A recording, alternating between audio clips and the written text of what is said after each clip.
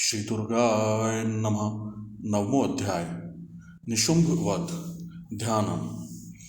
मैं अर्धनारीश्वर के श्री विग्रह की निरंतर शरण लेता हूँ। उसका वर्ण बंदूक पुष्प और स्वर्ण के समान रक्त पीत मिश्रित है। वह अपनी भुजाओं में सुंदर अक्षमाला, पाश, अंकुश और वरद मुद्रा धारण करता है। अर्धचंद्र उसका आभूषण है तथा वह 3 नेत्रों से सुशोभित है। राजा ने कहा, भगवान, आपने रक्त बीज के वध से संबंध रखने वाला देवी चरित्र का यह अद्भुत महात्म्य मुझे बतलाया। अब रक्त बीज के मारे जाने पर अत्यंत क्रोध में भरे हुए शुंभ और निशुंभ ने जो कर्म किया उसे मैं सुनना चाहता हूँ। ऋषि कहते हैं, राजन, युद्ध में रक्त बीज तथा अन्य दैत्यों के मारे जाने पर शुंभ और निशुंभ के क्रोध की सीमा न रही। अपनी विशाल सेना इस प्रकार मारी जाती देख निशुंभ अमर्ष में भरकर देवी की ओर दौड़ा। उसके सारे असुरों की प्रधान सेना थी। उसके आगे पीछे तथा पार्श्व भाग में बड़े बड़े असुर थे जो क्रोध से ओठ चबाते हुए देवी को मार डालने के लिए आए। महापराक्रमी शुंभ भी अपनी सेना के साथ मातृगणों से युद्ध करके क्रोधवश चंडिका को मारने के लिए आ पहुंचा। तब देवी के साथ शुंभ और निशुंभ का घोर संग्राम छिड़ गया। वे दोनों दैत्य मेघों की भांति बाणों की भयंकर वृष्टि कर रहे थे। उन दोनों के चलाए हुए बाणों को चंडिका ने अपने बाणों के समूह से तुरंत काट डाला और शस्त्र समूहों की वर्षा करके उन दोनों दैत्यपतियों के अंगों में भी चोट पहुंचाई। निशुंभ ने तीखी तलवार और चमकती हुई ढाल लेकर देवी के श्रेष्ठ वाहन सिंह के मस्तक पर प्रहार किया। अपने वाहन को चोट पहुंचने पर देवी ने क्षुरप्र नामक बाण से निशुंभ की श्रेष्ठ तलवार तुरंत ही काट डाली और उसकी ढाल को भी, जिसमें 8 चांद जड़े थे, खंड खंड कर दिया। ढाल और तलवार के कट जाने पर उस असुर ने शक्ति चलाई, किंतु सामने आने पर देवी ने चक्र से उसके भी 2 टुकड़े कर दिए।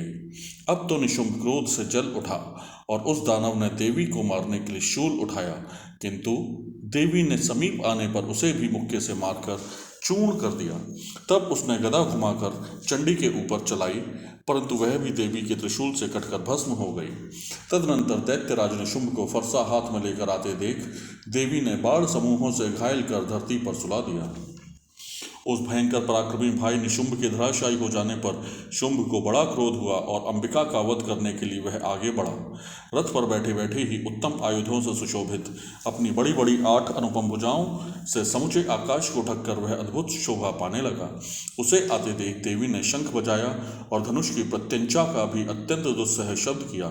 साथ ही अपने घंटे के शब्द से, जो समस्त दैत्य सैनिकों का तेज नष्ट करने वाला था, संपूर्ण दिशाओं को व्याप्त कर दिया। तदनंतर सिंह ने भी अपनी दहाड़ से, जिसे सुनकर बड़े बड़े गजराजों का महान मद दूर हो जाता था, आकाश, पृथ्वी और 10 दिशाओं को गुजा दिया। फिर काली ने आकाश में उछलकर अपने दोनों हाथों से पृथ्वी पर आघात किया। उससे ऐसा भयंकर शब्द हुआ जिससे पहले के सभी शब्द शांत हो गए। तत्पश्चात शिवदूती ने दैत्यों के लिए अमंगलजनक अट्टहास किया। इन शब्दों को सुनकर समस्त असुर थर्रा उठे, किंतु शुंभ को बड़ा क्रोध हुआ। उस समय देवी ने जब शुंभ को लक्ष्य करके कहा, ओ दुरात्मन, खड़ा रह, खड़ा रह, तभी आकाश में खड़े हुए देवता बोल उठे, जय हो, जय हो। शुंभ ने वहां आकर ज्वालाओं से युक्त अत्यंत भयानक शक्ति चलाई। अग्निमय पर्वत के समान आती हुई उस शक्ति को देवी ने बड़े भारी लूके से दूर हटा दिया। उस समय शुंभ के सिंहनाद से तीनों लोक गूंज उठे। राजन, उसकी प्रतिध्वनि से वज्रपात के समान भयानक शब्द हुआ, जिसने अन्य सब शब्दों को जीत लिया। शुंभ के चलाए हुए बाणों के देवी ने और देवी के चलाए हुए बाणों के शुंभ ने अपने भयंकर बाणों द्वारा सैकड़ों और हजारों टुकड़े कर दिए। तब क्रोध में भरी हुई चंडिका ने शुंभ को शूल से मारा। उसके आघात से मूर्छित हो जाने पर वह पृथ्वी पर गिर पड़ा। इतने में ही निशुंभ को चेतना हुई और उसने धनुष हाथ में लेकर बाणों द्वारा देवी, काली तथा सिंह को घायल कर डाला। फिर उस दैत्यराज ने 10,000 बाहें बनाकर चक्रों के प्रहार से चंडिका को आच्छादित कर दिया। तब दुर्गम पीड़ा का नाश करने वाली भगवती दुर्गा ने कुपित होकर अपने बाणों से उन चक्रों तथा बाणों को काट गिराया। यह देख निशुंभ दैत्य सेना के साथ चंडिका का वध करने के लिए हाथ में गदा ले बड़े वेग से दौड़ा। उसके आते ही चंडी ने तीखी धार वाली तलवार से उसकी गदा को शीघ्र ही काट डाला। तब उसने शूल हाथ में ले लिया। देवताओं को पीड़ा देने वाले निशुंभ को शूल हाथ में लिए आते देख चंडिका ने वेग से चलाए हुए अपने शूल से उसकी छाती छेद डाली। शूल से विदीर्ण हो जाने पर उसकी छाती से एक दूसरा महाबली एवं महापराक्रमी पुरुष खड़ी रहे कहता हुआ निकला। उस निकलते हुए पुरुष की बात सुनकर देवी ठठाकर हंस पड़ी और खड्ग से उन्होंने उसका मस्तक काट डाला। फिर तो वह पृथ्वी पर गिर पड़ा। तदनंतर सिंह अपनी दाढ़ों से असुरों की गर्दन कुचलकर खाने लगा। यह बड़ा भयंकर दृश्य था।